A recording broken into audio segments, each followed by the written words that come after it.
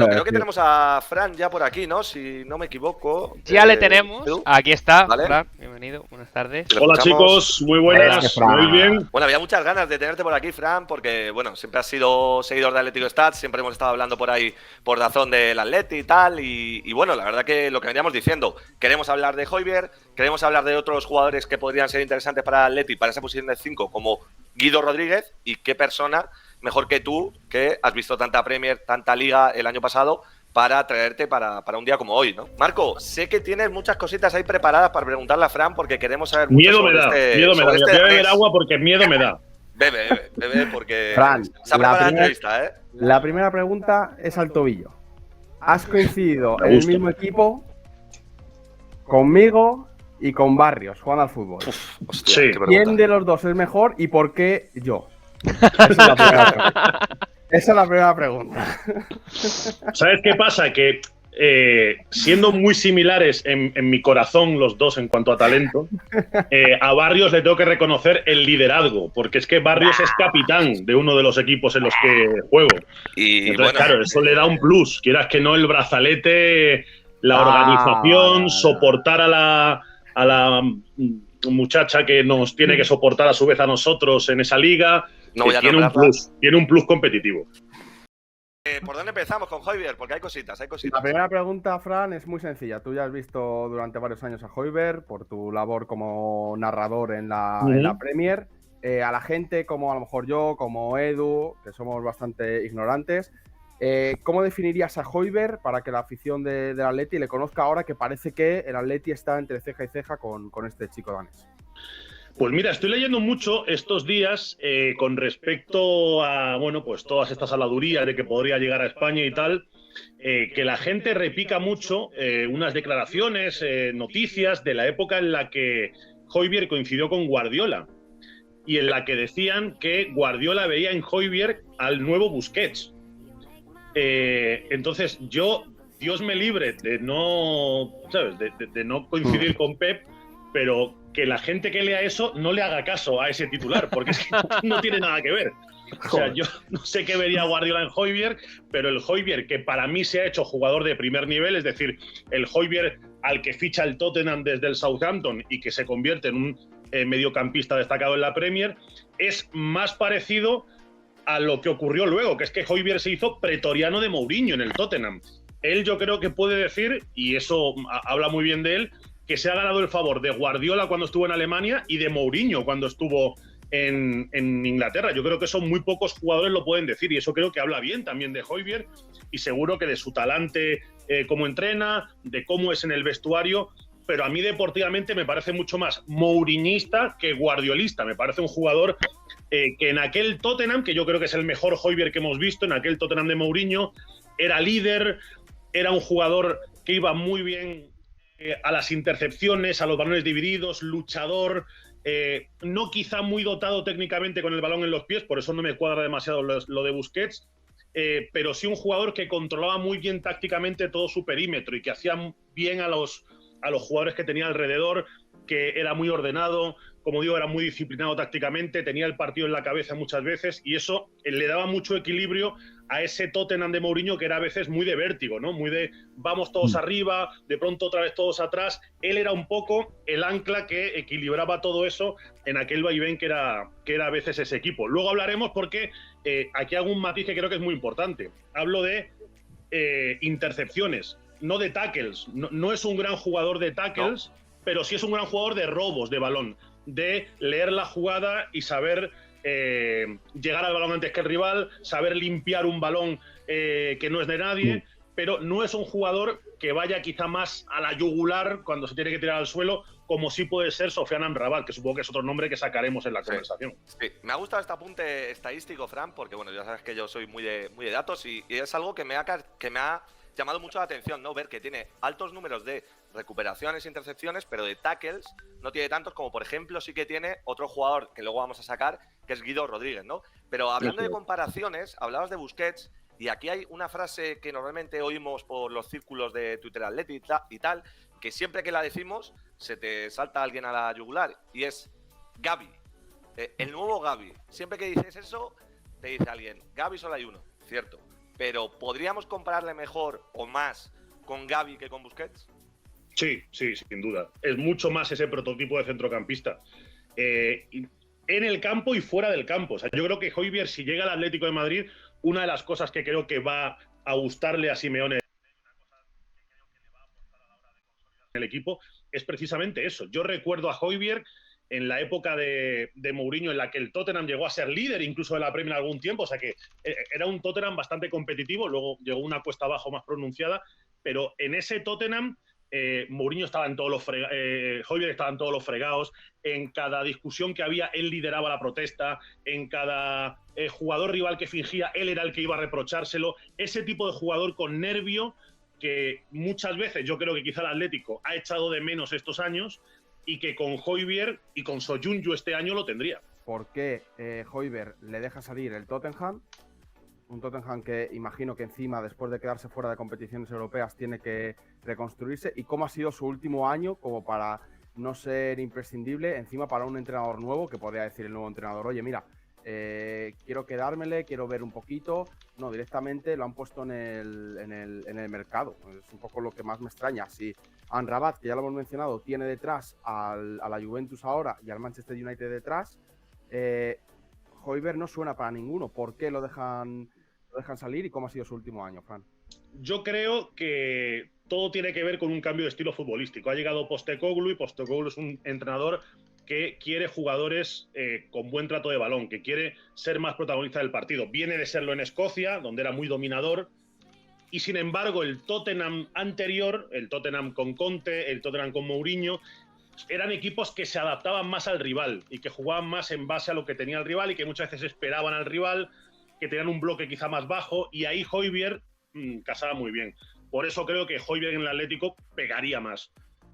Postecoglou yo creo que quería otro tipo de centrocampistas, a lo mejor menos agresivos, a lo mejor con menos nervio, pero con mejor trato de bola que Højbjerg. Y a mí me parece que ahí está la clave. ¿Cómo ha sido su última temporada y por qué el Tottenham se deshace de él? Bueno, en el Tottenham yo creo que quitando a Harry Kane y a Son, todo el mundo tiene el cartel de transferible. Yo creo que aquí sí que cuando hablamos con Darian Levy hablamos de un comerciante nato y un tipo al que, bueno, pues si le tocas la puerta con una oferta adecuada, es duro negociando, o sea que no sé por cuánto el Atlético de Madrid podrá sacarle, pero no creo que sea poco. Vende cualquier cosa que tenga en la plantilla y lo ha demostrado estos años. Viene de un año además que ha sido, yo creo, bastante decepcionante, en el que el Tottenham no ha conseguido ni siquiera el mejor rendimiento de sus puntales. Kane sí, pero Son ha estado muy desdibujado desde que renovó, y yo creo que en ese clima de cambio de ciclo y de nuevo entrenador y nuevos objetivos, bueno, pues todo lo que se quiera cambiar de entradas y salidas con una buena oferta ahora mismo encaja. Que si es tu 5 favorito y que si no es Højbjerg, ¿por quién apostarías tú? A mí me gustaba mucho la opción Guido, pero bueno, hay matrimonios que en el Atlético de Madrid me parecen futbolísticamente muy claros y que luego no se producen y nunca sé por qué. No sé si porque Andrea Berta tiene más tendencia a mirar fuera que a mirar dentro, pero yo una de las cosas que le he reprochado al Atlético de Madrid últimamente es que no se fije tanto en el mercado nacional, cuando además no paramos de ver que en el mercado nacional hay ventas bastante asequibles. Es decir, Darder está a punto de llegar al Mallorca por unos 7 millones de euros y yo creo que ese es un fichaje que el Atlético de Madrid debería haber hecho sí o sí. Me pasa lo mismo con Alejandro Catena, que se ha ido gratis a Osasuna. Ese perfil de jugadores que destacan en los equipos de segundo escalón y que probablemente no sean objetivo de Madrid o Barça, para mí siempre tendrían que ser objetivo del Atlético de Madrid, que es el que tiene que aprovechar ese tipo de talento que en ese equipo puede dar un salto de calidad. Y ahí en ese estilo me encajaba muy bien Guido Rodríguez. Y viendo cómo el Betis tiene urgencias para inscribir y cómo el Betis también tiene que hacer malabarismos para inscribir jugadores, como ha vendido a Canales, por ejemplo, últimamente, a mí era una operación que me cuadraba bastante. Claro, pero a ti te merece la pena a lo mejor pagar 40 millones por Højbjerg y no intentar... Yo es que dudo mucho, Marco, que se paguen 40 millones por Højbjerg, conociendo a Gilmarín y conociendo al Atlético de Madrid, no lo sé. A ver, la información que han publicado es eso, que Levy pide 42. ¿Por cuánto crees que sería? Son dos preguntas distintas. Una, ¿cuánto crees que va a alcanzar Gil y cuánto pagarías o cuál sería el valor real de Højbjerg si vale la pena esos 40 millones? Que es a mí lo que más me inquieta. Dices tú, hostia, gastarte 40 millones, no sé. Aquí me chocan dos cosas. Una, que Levy no creo que le venda barato. Y dos, que Gilmarín no creo que le compre caro. Entonces, en ese precio justo no sé dónde va a remar el tema.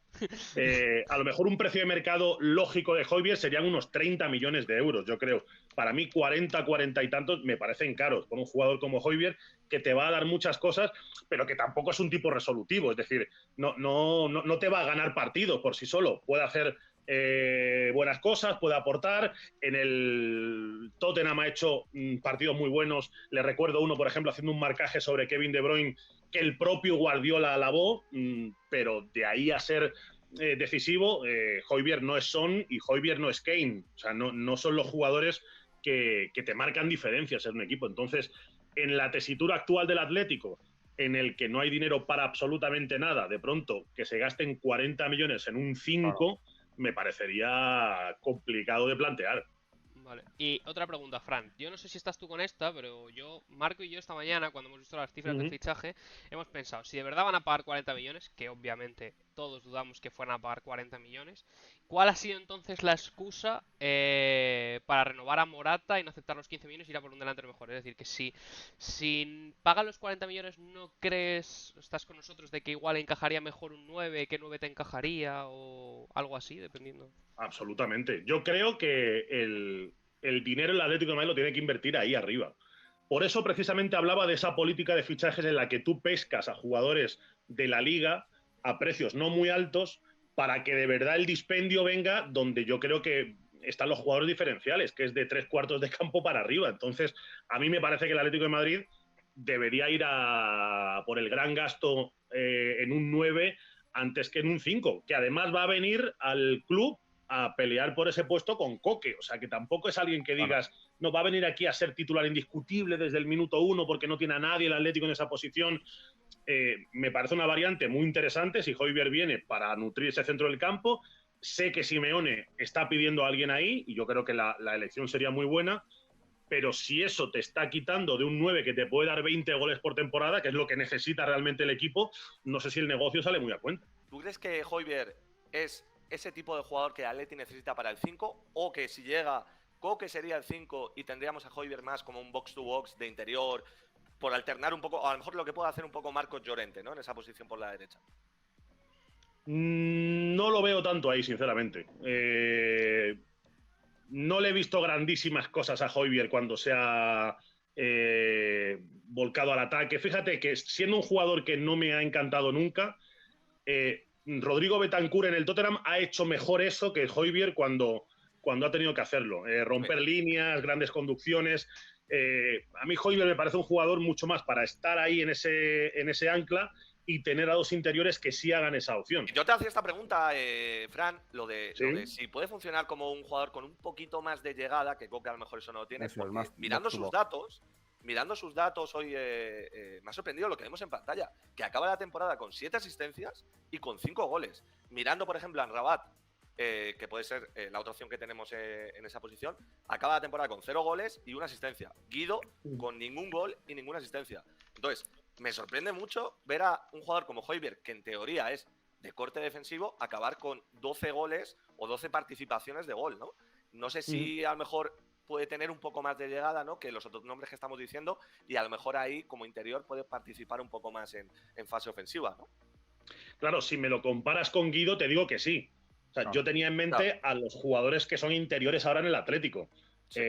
Claro, Guido es un jugador que no cruza el centro del campo ni para ir a socorrer a un compañero que se está ahogando, ¿sabes? Entonces, Højbjerg en ese sentido sí que le he visto, bueno, pues tiene ese empuje de pronto llegar, no tiene mal remate desde larga distancia, y ahí sí que te pueden llegar ocasiones con él, pero yo creo que el mejor Højbjerg no viene como interior. Yo creo que el mejor Højbjerg es el jugador que cierra en el centro del campo. Hay otros pivotes que evidentemente son nulos en ese sentido. Højbjerg no es eso, pero tampoco creo que sea alguien al que puedas traer con la promesa de un box-to-box que te puede dar muchas cosas, ¿sabes? Claro, pero Fran, hablando así más allá de aspectos ofensivos de Højbjerg, ¿cuál crees que sería el mejor escenario? Es decir, vete a un partido concreto donde podamos ver a Højbjerg en el centro del campo. Te pongo yo, que se me ocurra a mí o a la gente, que es lo que más recurre. Viene un Manchester City, viene un Bayern de Múnich, cuartos de final. El Atleti necesita meter músculo para aguantar los empujes rivales o un gran equipo europeo. Un centro del campo, por ejemplo, con Højbjerg sería imprescindible, o tú optarías a lo mejor por otro tipo de perfil, o si ahí sería el mejor escenario donde encajaría el danés. Tal cual, justo ese. Además, me lo pones a huevo porque el City precisamente ha tenido en el Tottenham estos años la horma de su zapato en muchos partidos. Tanto en la era actual como en la anterior era de Mourinho, y precisamente porque Højbjerg era un tipo clave en esos partidos, anulando todo lo que pasaba en la frontal del área con el City, que ya sabéis que es mucho, porque por ahí está Gundogan, por ahí estaba De Bruyne, y ahí es donde Højbjerg se movía mejor, a la hora de desactivar todas esas armas que tenía el Manchester City justo cuando se asomaba al área. Y yo creo que en esos partidos, sobre todo en fases competitivas de la Liga o fases altas de la Champions, eliminatorias, ahí es donde en ese tipo de momentos Højbjerg le daría mucho al Atlético de Madrid. Claro, pero sería más un perfil, recordamos aquí, claro, la gente en el chat está diciendo un Thiago de aquí a Lima, es decir, Thiago, la exposición era delante de Godín y de Miranda y a barrer, incluso incrustarse dentro de la defensa entre los dos centrales, y Gavi era el que Simeone le soltaba más la correa y venga, a morder como si no hubiera mañana. ¿Dónde le ves más en este 5 del Atleti y en este centro del campo, mejor dicho? Es que para que el paralelismo con Thiago me saliera perfecto, hay que decir, ¿no?, que Thiago es mejor era mejor con el balón en los pies de lo que es Højbjerg. O sea, ojalá Højbjerg fuera un Thiago en ese sentido. Thiago es que era un jugador muy especial para eso, porque Thiago tenía eso, pero Thiago además luego con la pelota era muy bueno y repartiendo juego era muy bueno. Y yo ahí con Højbjerg tengo más dudas de a la hora de limpiar la jugada, a la hora de recuperar un balón y luego hacerte algo muy especial.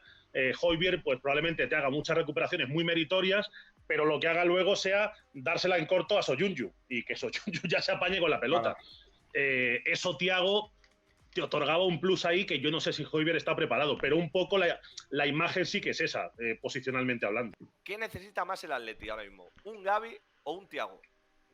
Un Thiago. Pero vamos, me lo preguntas ahora y hace un año. Desde que se fue Thiago, lo que más necesita el Atleti es un Thiago. ¿Ha sido tu jugador favorito de los últimos años, Fran? Probablemente sí.